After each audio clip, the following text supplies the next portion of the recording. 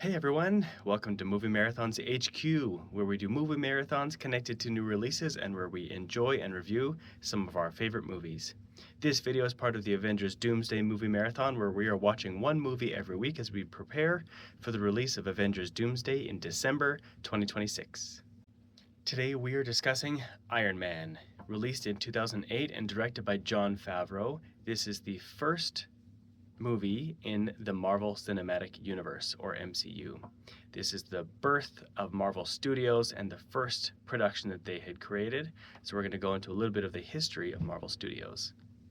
At this point, the leadership of Marvel Studios was new. Kevin Feige had served as producer, associate producer, or co-producer on 12 Marvel movies for other studios previously. He was brought in by Marvel Entertainment to head up what was being called Marvel Studios. His boss was Ike Perlmutter, and he also had to work, unfortunately, very close with Avi Arad. So there's lots of interesting behind the scenes of how they got this movie made and how it all came to be. Ultimately, Ike Perlmutter and Avi Arad were toy guys, and most of their creative decisions were based on what would sell toys. Literally, the reason why they decided to start with Iron Man is because they did some focus testing with children, and children thought that Iron Man was the coolest toy. Hulk toys were also very promising and selling really well, so that's why they decided to make that the second movie from Marvel Studios as well. Overall, I love this movie. I think it's fantastic from start to finish. I think it says some really interesting things and does some really interesting things. For positives, I'll mention the casting, the characterization, the plot, the visual effects, the score, and I really want to get into just the birth of the MCU. And for negatives, there's something to mention about some of the visual effects, but other than that, I have no other main negatives. Spoiler alert for Iron Man, and also spoiler alert for some other future MCU titles, so if you're not fully caught up, you might want to skip the spoiler section, but we are going to go into a lot of what makes Iron Man work. So the first positive is the casting. Starting this new cinematic universe with this movie means that this one had to really work, and a lot of the reason why Iron Man works is because of the casting. Robert Downey Jr. as Tony Stark is brilliant casting, and everybody knows that. That's not a hot take, but he just works exceptionally well in every layer of this role and character. Gwyneth Paltrow's Pepper Potts is also very strong, very charismatic, and their chemistry together really, really works. I think even Jeff Bridges as Obadiah Stane he's really great. He stands out as a villain and as an antagonist to Tony in a lot of ways. The casting for this movie was done by Sarah Halley Finn, who's done the casting of all of Marvel Studios. She has shown that she's incredible and really understands the characters and the story and finds the actors who are well suited. So the casting is the first thing you got to talk about. And even further to the casting, a lot of the secondary roles are great. We have Paul Bettany, who voices Jarvis, the AI interface that Tony Stark uses, and he's got some personality in it, which is really fun. And of course, Jarvis becomes the Vision later on. But as Jarvis, he's pretty good in the role that he plays in this movie. Terrence Howard as Colonel Rhodes is also really great, and to be honest, it's a shame that he didn't stick around. He's recast later on and portrayed by Don Cheadle in the future MCU movies, but I do think he's really good in this role. He's really good with RDJ, and it's too bad that he didn't stick around. There's lots of behind the scenes about why he left and that kind of thing. And also a really great cameo by Peter Billingsley from A Christmas Story fame. He's one of the scientists that argues with Obadiah Stane. So again, the casting overall in this whole movie is really good. With the casting, another positive that I'd mention is the characterization. So Tony Stark and Iron Man were very unpopular heroes. He's been a staple of Marvel Comics for many, many years, but in the public opinion, he was not that popular. So as I mentioned before, the decision to make Iron Man as the first movie was based on toy sales, but I think it really works because the characterization of Tony is he's very complicated, very human, and very flawed. He's a tech genius and he's a playboy and all this stuff, but he also has daddy issues. He's got trauma. He's got this burden on his shoulder that he tries to alleviate with his humor and with his quips, and RDJ just nails it. So I think the characterization, they really understood who this character is, and he's so fresh and unique that he really stands out amongst the Marvel pantheon of heroes. And as to be expected, Iron Man anchors this movie. Of course, it's his solo movie and the first time the movie had ever been made of him, but he really, really nails it. And understanding where the character is at the beginning of the movie and where the character is at the end of the movie is so clear about the massive development that he undertakes. And I feel like you buy it and you understand it. You see where he's coming from. You see why he changes. It's not just because of external factors, it's also because of internal factors. So I think the way they characterize Tony Stark to anchor this movie is a 10 out of 10. It's really solid. And of course, he carries that into future MCU projects. But starting here is really, really great.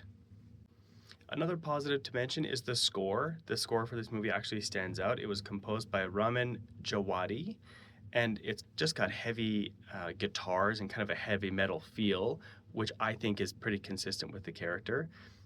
He's introduced in just about the first scene of the movie to the music of AC/DC's Back in Black, which kind of tells you about the character. It's also of his era and his generation, but it's great that they kind of introduce him that way, and he's kind of, breaking the rules kind of a guy, and he's cool. And then they save Black Sabbath's I Am Iron Man song for the end of the movie, which takes a lot of restraint. But throughout the movie, the musical score by Ramin Djawadi is actually very strong and stands out. And the scene where Tony Stark suits up as Iron Man for the first time and the heavy guitar comes in, really stands out as a positive. Another positive is the visual effects. So this is a visual effects heavy movie. And I think one of the things that they had to do right was make it seem like there's a real person inside the Iron Man suit. I think they could have easily made the visual effects in a way that feels like it's a puppet. But to me, it really felt like there was a human inside the suit at all times. The scenes where he is suiting up and he's putting on the armor and it's kind of twisting on top of him, I think works really well. And a really creative decision by Jon Favreau to have the heads-up display hologram projected around RDJ's face in a black background. So as he's flying around in the suit, it cuts to him inside the suit. And for the audience, you get it. You make that connection that he's in there. So it really feels like he's in there. And all the explosions and the fight scenes, the end battle with Ironmonger, all of that looks really, really strong. Another positive to mention is just the plot of this movie. I think it's really great that they modernized Tony Stark's origin story and put him in Afghanistan, which is a more contemporary war. In the comics, his heart injury for which he creates arc reactors from a different war, and so modernizing it I think really works, especially in an era in North America where weapons mongering and war profiteering and things were more of at the public consciousness level. So I think that really works. And then I think starting off the Marvel Cinematic Universe with a non-powered hero works better than Ike Perlmutter and Avi Arad deserve credit for. I think they could have started with a superpowered hero, and we had seen, about a dozen superhero movies up until this point. But starting the MCU off with a human who has a mechanized suit, I think provides a really strong foundation. So I think it's mostly a byproduct, but it really works because if you start off with this human character who, because he's a genius and a tech guy and a weapons guy, it makes sense that he would know how to build a mechanized suit of armor around himself full of, missiles and lasers and repulsor beams and the arc reactor. It makes sense that he would be able to actually do this and that he would be able to fly around at supersonic speeds and use all this technology. So even though I could never do that and the audience could never do that, we understand that this person just has a background that allows him to do that, versus he's a god from Norse mythology, or he was bitten by a radioactive spider, or he's a mutant from birth, or he's a super soldier. This one makes sense and has the audience able to buy into this universe that feels very grounded and very real because it's just a regular Joe who is leading the charge as the first hero. This movie also serves as a foundation for the MCU in general. This movie is very quippy, and Phase 1 particularly is a very quippy phase.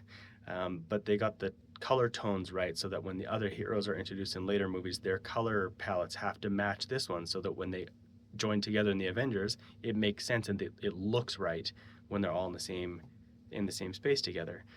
And bringing in talent, as I mentioned, the casting for this movie is exceptional, and that carries on throughout most of the rest of the MCU. And then Kevin Feige being the storyteller and the puppet master and understanding the larger picture but never sacrificing the story at hand is another foundation that the MCU sets with this movie. So this movie's great, and so as the other sequels are great, it all comes together, and so that this whole universe is great and really enjoyable for an audience to be part of, which has made it the success that it is.